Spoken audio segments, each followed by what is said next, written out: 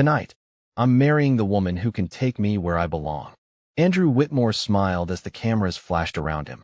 And across the city, the woman who helped him build everything was quietly deleting his number from her phone. The wedding of the year was supposed to prove that Andrew had finally reached the life he always wanted. A luxury ballroom in Manhattan. Crystal chandeliers hanging above hundreds of guests. Investors, executives, and social media influencers all gathered to celebrate the new power couple. Andrew stood beside Lauren Hayes, his new bride, wearing a perfectly tailored black tuxedo and the confident smile of a man who believed he had won. "You did it," one of his business partners whispered, raising a glass. "You went from a struggling entrepreneur to someone everyone wants to know." Andrew smiled. "I just learned that success means surrounding yourself with the right people." Those words sounded harmless to everyone in the room, but they carried a hidden insult toward the one person who had been beside him before anyone cared about his name. Camille Brooks. For 8 years, Camille had been the woman behind Andrew's rise. She was there when his company was nothing more than a small office with secondhand furniture and unpaid bills stacked on the desk. She stayed up late reviewing contracts, helped him prepare presentations, and reminded him of his own worth when he doubted himself. "One day, they're going to know your name," she used to tell him. And they did.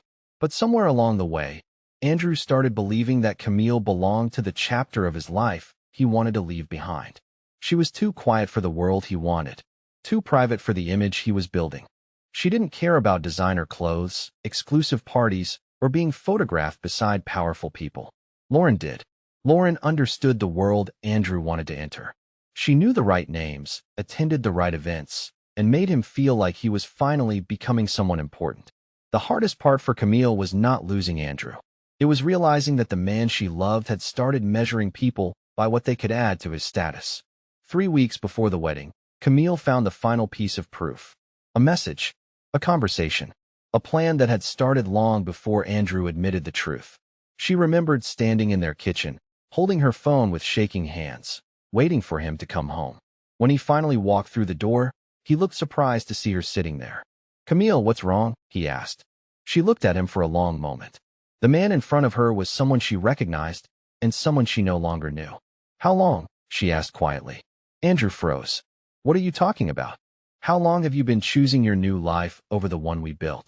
For once, Andrew had no perfect answer. He looked away, and that silence told her everything. The next morning, Camille did something Andrew never expected. She didn't scream. She didn't beg. She didn't try to convince him to stay. She simply placed her wedding ring on the kitchen counter beside the divorce papers she had signed. A small note sat underneath. "I hope the life you chose is worth the one you lost." Andrew thought she was walking away because she was hurt. He believed she would eventually come back, because Camille always stayed. But this time was different. She wasn't leaving to make him chase her. She was leaving because she finally understood something she had ignored for years. She was never the person holding him back. She was the reason he was standing there at all. And while Andrew celebrated his new marriage under the brightest lights in Manhattan, Camille Brooks received an email that would change everything. The message was short. The subject line read, "Ownership transfer completed." And for the first time in years, Camille smiled. Because Andrew Whitmore had no idea that the woman he left behind was about to become the one person he could no longer ignore. The morning after Andrew Whitmore's wedding, the world saw a successful businessman celebrating a new beginning. But behind the carefully arranged photos and expensive decorations was a truth no one in that ballroom understood. The woman Andrew left behind had spent years building the foundation beneath his success. Camille Brooks woke up that same morning in a quiet apartment on the other side of Manhattan. There were no cameras, no guests, and no applause. Just a cup of coffee, a blank notebook, and the email that had arrived before sunrise. She read it again, slowly. "The ownership transfer has been completed. Camille Brooks is now the controlling shareholder of Whitmore Media Group." For years, Camille had kept a secret that even Andrew never knew. She had not married him because of his future success. She married him because she believed in the man he was before success changed him. When Andrew first started his company, he had nothing but an idea and a lot of doubt. Camille remembered their tiny apartment in Brooklyn, where the heating barely worked in winter, and they celebrated small victories with takeout from the same neighborhood restaurant. "One day, we are going to look back at this and laugh," Andrew used to say. Camille always smiled and answered, "As long as we remember who was there when it was hard." Back then, Andrew loved that about her. He loved that she believed in him when nobody else did. But after the company grew, everything slowly changed. The meetings became more important. The invitations became more exclusive. The people around him started looking different. Andrew began spending more time with people who talked about influence, reputation, and appearances. Camille noticed the change before anyone else did. One evening, she found him standing in front of their living room mirror, adjusting his suit before a business event. "Do you ever miss the days when we did not have much?" she asked. Andrew smiled slightly, but did not look away from his reflection. "Camille, we cannot live like that forever." She felt something shift inside her. "I never asked you to stay there. I asked you to remember where we started." Andrew did not answer, because somewhere deep down, he knew she was right. But admitting it would mean accepting that the person he was leaving behind had been the person who helped him become successful. After the divorce papers were finalized, Camille did not immediately reveal her position in the company. She could have walked into Andrew's office and changed everything in one day. She could have told the world what she knew. But that was never who she was. Camille believed actions revealed more than arguments ever could. She wanted to see what Andrew would do when he thought he had everything. Meanwhile, Andrew was enjoying his first week as a married man with Lauren Hayes. He appeared everywhere with confidence. Interviews, business events, magazine photos. Everyone saw the image he wanted them to see. A powerful man who had moved forward. But inside the company, small problems were already appearing. A few investors started asking questions about old decisions. Some executives noticed that certain strategies no longer worked without Camille's guidance. Andrew dismissed the concerns. "We are fine," he told his team during a meeting. "We just need to adjust." He still believed he was in control. He still believed Camille was part of his past. But he did not know that the woman he underestimated was now holding the one thing he valued most. Not his money, not his reputation, his future. And soon, everyone would learn the same lesson Camille had already discovered. The person you ignore today may be the person you need tomorrow. For the first time in years, Camille Brooks was no longer standing behind someone else's dream. She was standing in front of her own. But while Camille was quietly stepping into a new chapter, Andrew Whitmore was still convinced he had everything under control. A week after his wedding, Andrew walked into the headquarters of Whitmore Media Group with the same confidence he always carried. The glass walls, the expensive furniture, and the executives waiting for him all reminded him of how far he had come. "Good morning, everyone," Andrew said as he entered the conference room. "This is an exciting time for us.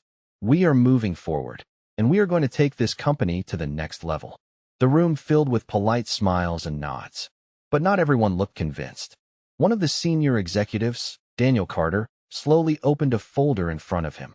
"Andrew, before we talk about expansion, there are some concerns about the direction we are taking."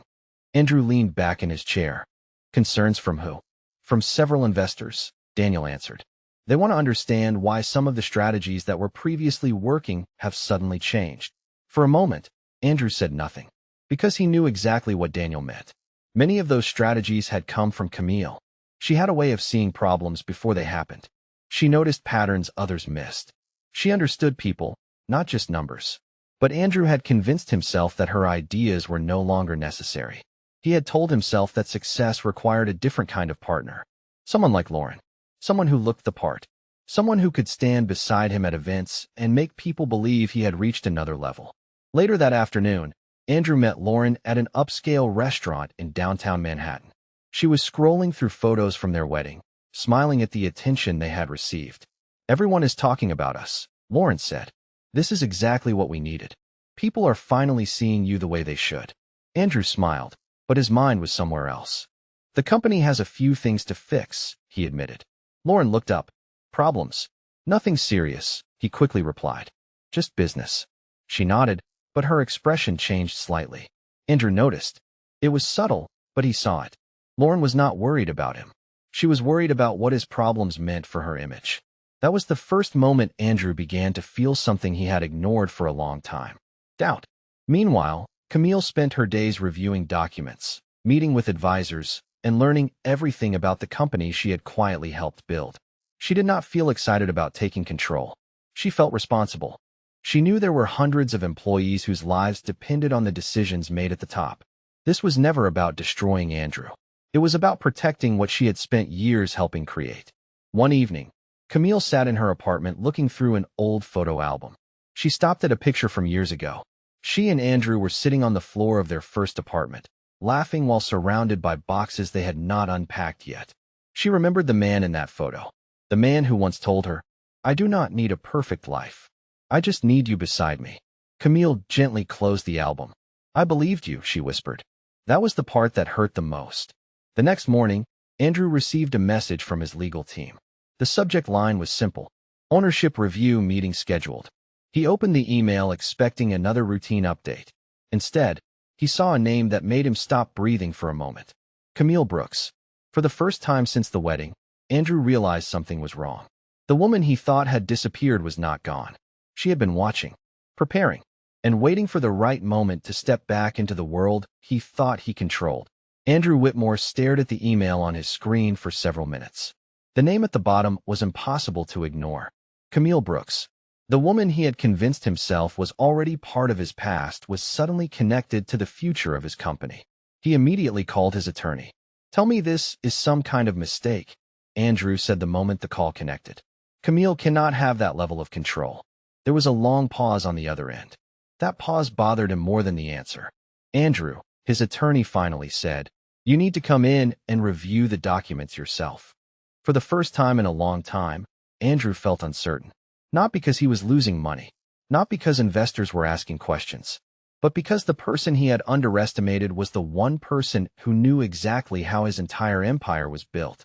The ownership review meeting was scheduled for Friday morning. Andrew arrived early, wearing the same confidence he always showed in public. He walked into the conference room expecting a negotiation. He expected Camille to be emotional. He expected her to be angry. He expected the woman who once waited for him at home to still be the same woman who needed his approval. But when the doors opened, Camille walked in calmly. No dramatic entrance. No attempt to prove anything. She wore a simple navy suit, carried a folder, and greeted everyone professionally. "Good morning," she said. "Thank you for being here." Andrew looked at her, almost confused. This was not the Camille he imagined. "Camille," he said quietly, "we need to talk about what is happening." She looked at him. "We are talking about business, Andrew." That answer caught him off guard. Years ago, she would have explained herself. She would have tried to make him understand her feelings. She would have searched for some sign that he still cared. But now, she treated him like anyone else in the room. The meeting began with the legal team presenting documents. Camille's position was explained clearly. Her ownership was legitimate. Her involvement had been part of the company's foundation from the beginning. Andrew listened as one fact after another challenged the story he had been telling himself. He had always believed he built everything alone, but the truth was sitting across from him. The woman he called Ordinary had been one of the smartest people in the room all along. During a break, Andrew followed Camille into the hallway. "Why did you never tell me?" he asked. Camille stopped walking. "Tell you what? About this. About your position. About what you had." She looked at him quietly. "Because I wanted to know if you loved me without knowing what I could give you." Andrew had no response. That sentence hurt because he knew the answer. Camille had given him the one thing he could never buy: loyalty, and he had traded it for appearances. Later that evening, Andrew returned home to the apartment he now shared with Lauren. The place was beautiful, expensive, and carefully designed for photographs. But for the first time, it felt empty. Lauren noticed his mood immediately. "What happened today?" she asked.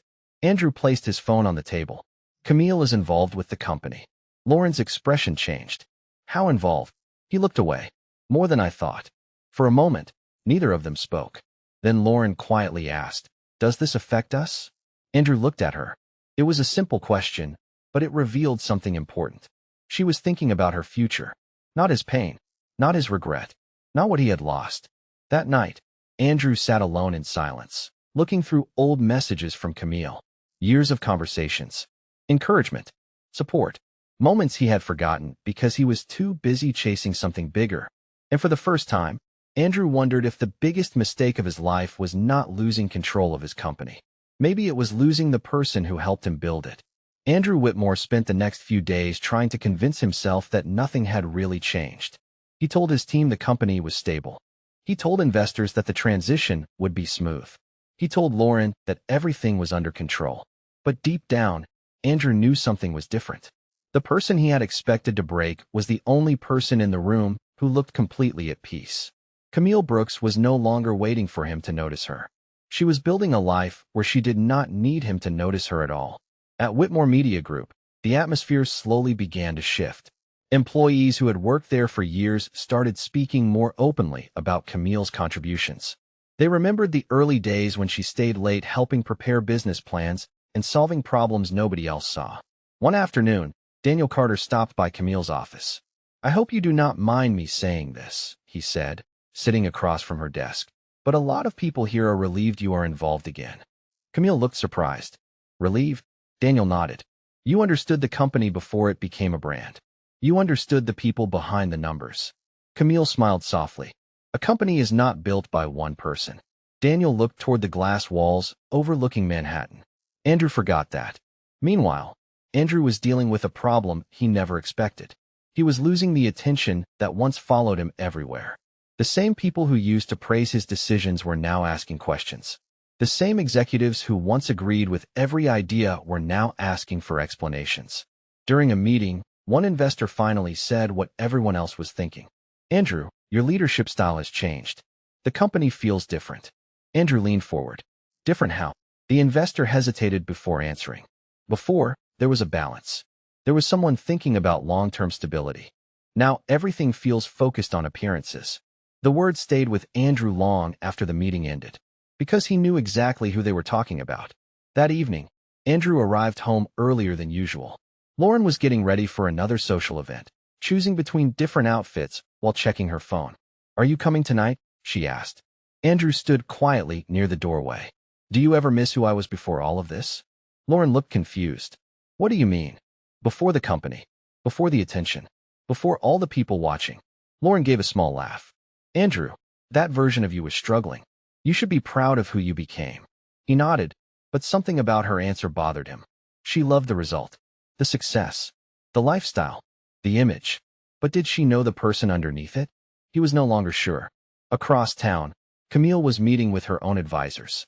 She reviewed plans for the company's future and discussed changes that could protect employees and rebuild trust with investors. Her goal was not revenge. It never had been. She wanted to fix what had been damaged. She wanted to prove that power did not have to look like arrogance. Before leaving the office that night, Camille found an old notebook in one of her boxes. It was from the early years of Andrew's company. Inside were handwritten ideas, goals, and notes they created together. On the first page, Andrew had written a sentence that made her pause. "Never forget the people who believed in you before the world did." Camille closed the notebook slowly. It was painful because those words came from the man Andrew used to be, not the man he had become.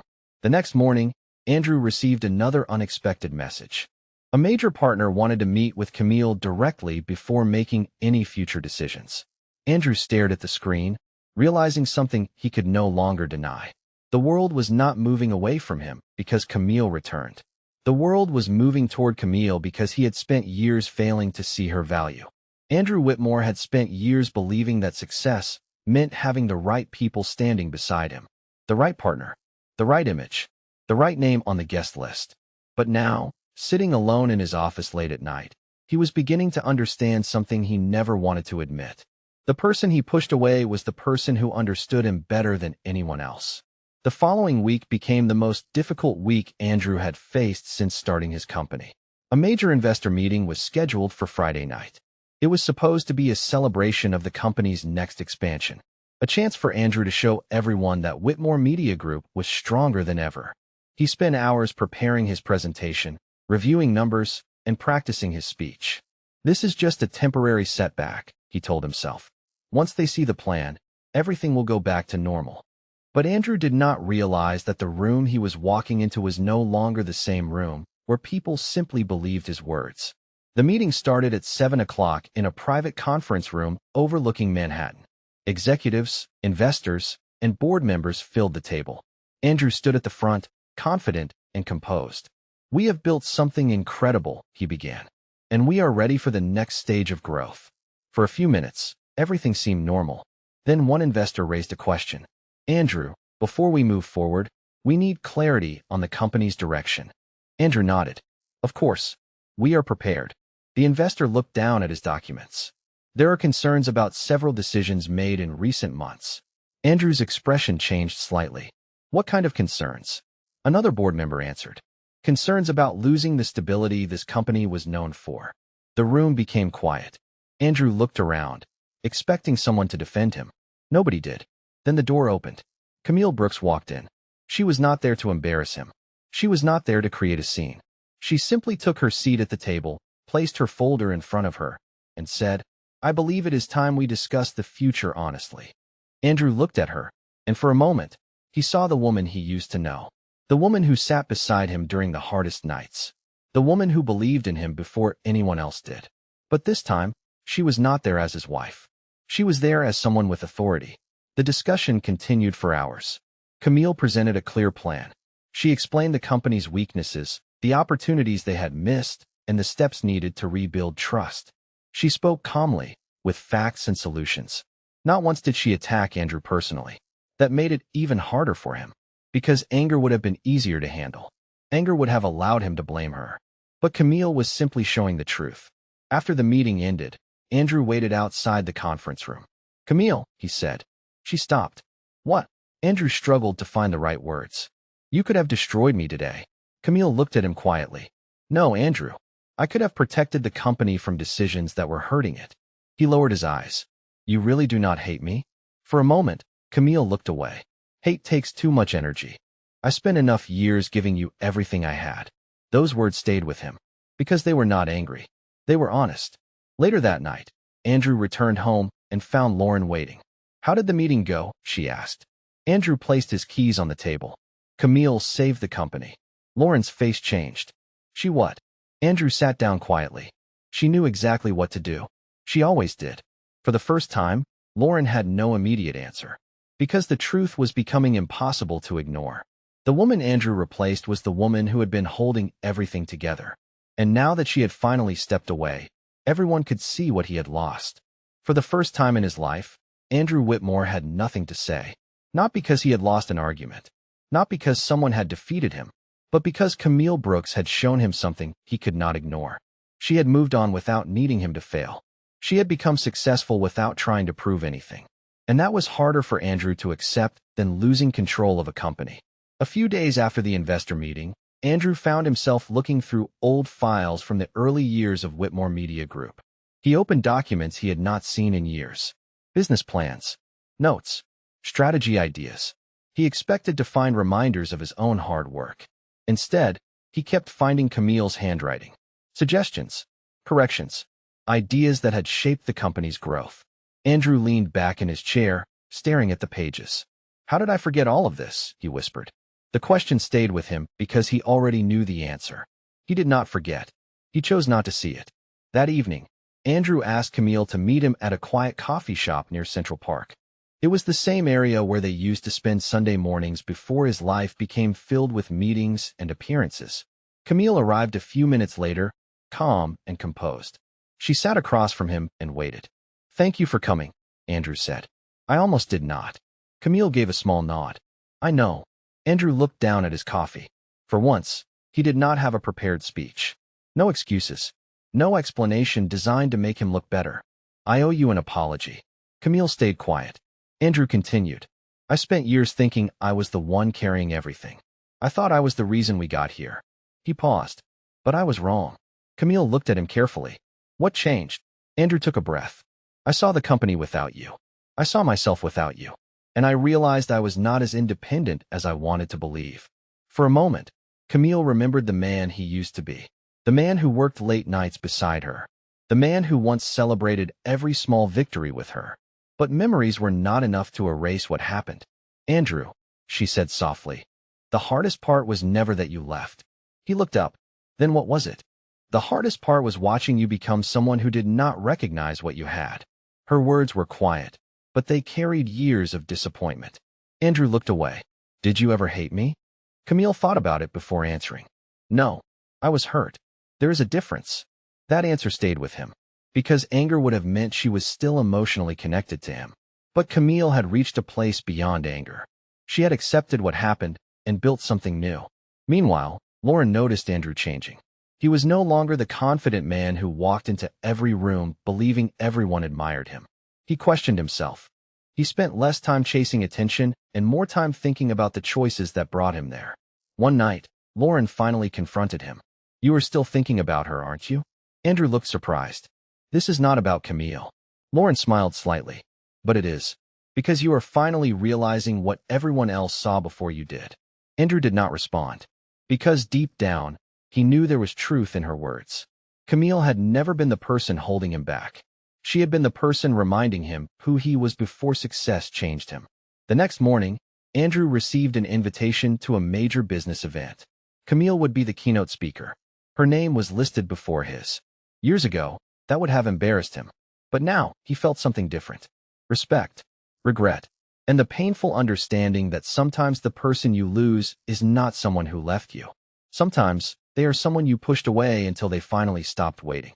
The room went silent as Camille Brooks stepped onto the stage. Hundreds of business leaders, investors, and entrepreneurs watched as she walked toward the microphone. Years ago, Andrew Whitmore believed Camille belonged behind him. Someone who supported his success but never stood in the spotlight. But tonight, the entire room was waiting to hear what she had to say. "Success is not measured by how many people know your name," Camille began. "It is measured by how many people still believe in your character when nobody is watching." Her words were simple, but they carried weight. Andrew sat among the guests, listening carefully. He noticed something he had never noticed before. People respected Camille not because of her position or wealth. They respected her because she had earned their trust. She did not need to prove she was powerful. She already was. After the speech, several executives surrounded Camille, asking about her plans for the company and future projects. Andrew watched from a distance. The same people who once competed for his attention were now seeking Camille's advice. It was not because she demanded respect. It was because she inspired it. Later that evening, Andrew found Camille outside the event hall. The city lights reflected across the windows behind them. "You were incredible tonight," Andrew said. Camille smiled politely. "Thank you." There was a pause between them, a silence that carried years of memories. "I used to think you wanted to prove something to me," Andrew admitted. Camille looked at him. "Did you?" He shook his head. "I think I wanted you to need me." That honesty surprised even himself. For years, Andrew had confused being needed with being loved. He wanted to feel important. He wanted someone who depended on him. But Camille had always chosen him freely. She never needed his success.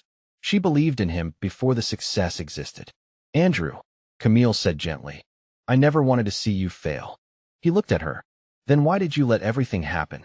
She took a moment before answering. "Because I could not keep saving someone who did not think they needed saving." The words stayed with him. They were not cruel. They were simply true.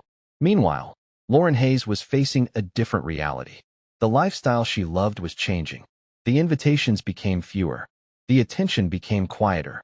She started realizing that being beside a successful person was not the same as building a successful life together. One evening, she confronted Andrew.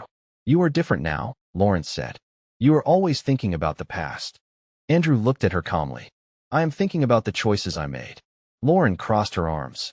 "And what about me?" Andrew did not answer immediately, because for the first time, he understood that Lauren had been attracted to the version of him that everyone admired. The image, the status, the success. But when that image started disappearing, so did the certainty between them. A few days later, Camille received an invitation to attend a major company announcement. It was an event where the future direction of Whitmore Media Group would be revealed publicly. She knew Andrew would be there. She knew many people would be watching. But she was not nervous. She had spent years being afraid of losing someone who had already chosen to leave. Now, she had nothing left to prove. As Camille prepared for the event, Andrew looked at the same invitation sitting on his desk. For the first time, he was not worried about how the world would see him. He was worried about facing the truth. Because soon, everyone would see what he had spent years refusing to admit. The woman he walked away from had become the strongest person in the room. And he was finally ready to understand why losing her changed everything. The announcement event for Whitmore Media Group was supposed to be about the future. But for Andrew Whitmore, it became a moment of looking back at everything he had lost. The ballroom was filled with executives, investors, and employees who had watched the company grow from a small startup into a respected brand. This time, Andrew was not standing at the center of attention. Camille Brooks was. She walked onto the stage with confidence, not because she wanted to prove she was better than him, but because she had finally accepted her own worth. A company is built by people, Camille said as she looked across the room. Not just by titles, money, or recognition. It is built by trust, loyalty, and the belief that everyone's contribution matters. The audience listened carefully. Andrew stood near the back, watching the woman he once thought was part of his old life. He remembered the nights when they dreamed about success together. He remembered the small apartment, the simple dinners, and the conversations about the future. Back then, they did not have much, but they had each other. And somehow, that had been enough. After the event, Andrew found Camille outside the building. The city was quiet, and for a moment, everything felt like the years before. "You really changed everything," Andrew said. Camille looked at him. "No, I just stopped pretending everything was okay." Andrew lowered his eyes. "I hurt you." Camille took a slow breath. "Yes, you did." The honesty surprised him. There was no anger in her voice. No desire to punish him. Just the truth. "I spent a long time wondering why I was not enough for you," she continued. "But eventually, I realized the problem was never my value. It was that you stopped seeing it." Andrew nodded slowly, because he knew she was right. He had spent years chasing a world that told him he needed more. More money, more attention, more status. And while he was trying to impress people who barely knew him, he pushed away the one person who knew him completely. "Do you think we could ever start over?" Andrew asked quietly. Camille looked at him for a moment. She could see the regret in his eyes. She believed he was sorry. But forgiveness did not always mean returning to the past. "Andrew, some things are meant to teach us, not repeat themselves," she said. "I hope you become the person you wanted to be when we first met. But I cannot go back to being the person who waited for you to choose me." Those words stayed with him. Because Camille was not walking away to hurt him. She was walking away because she finally chose herself. Months later, Camille continued growing her company and supporting new entrepreneurs who needed the same encouragement she once gave Andrew. She became known not only for her success, but for the way she treated people. Andrew rebuilt his life slowly. He learned to listen more. He learned that leadership was not about being the loudest person in the room. It was about recognizing the people who helped you get there. One afternoon, Andrew came across an old photo from the early days of his company. He and Camille were sitting on the floor of their first office, smiling at a future they could not yet see. He looked at the picture for a long time.